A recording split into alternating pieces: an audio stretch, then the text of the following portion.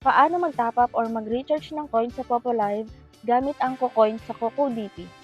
Una, i-click nyo lang ang link sa pinned comment or sa description para magkaroon kayo ng access dito kay CocoDP.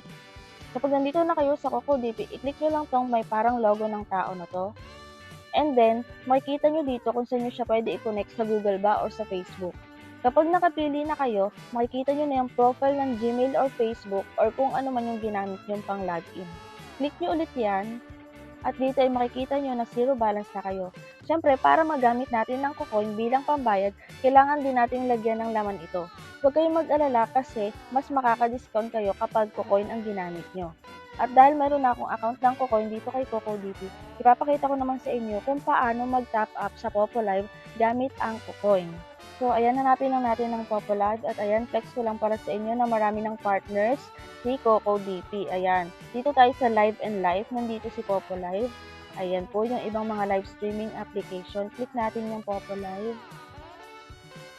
And then, ito, ang ilalagay natin is yung ating Popo ID.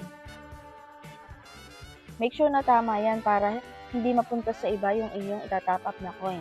And then, select package, yung gusto nyong i-top up or i-recharge. So, sa akin is 21,000 plus for 5 coins. Ayan.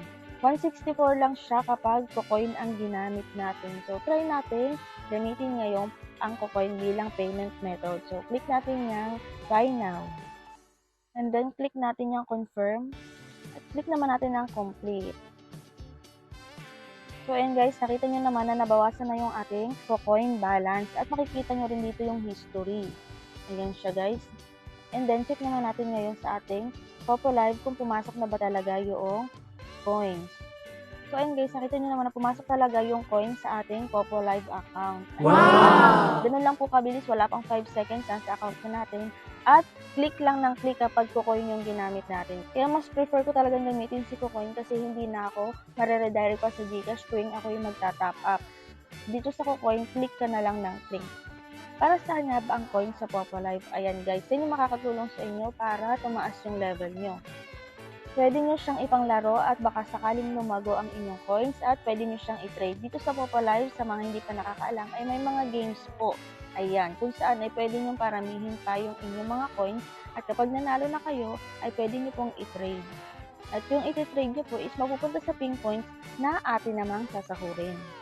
So yun lang guys for today's video at i-flex ko lang din pala na mula nung dito na ako sa CocoDP nag-recharge, lagi na ako nanalo sa mga laro na dati ay laging olats talaga. So mula nung nakilala ko si CocoDP, parang naging lucky coins ko siya. Yan, araw-araw na ako nakakapag-trade halos. So ayun lang guys, and try your luck at mag-recharge na rin kayo gamit ang CocoDP.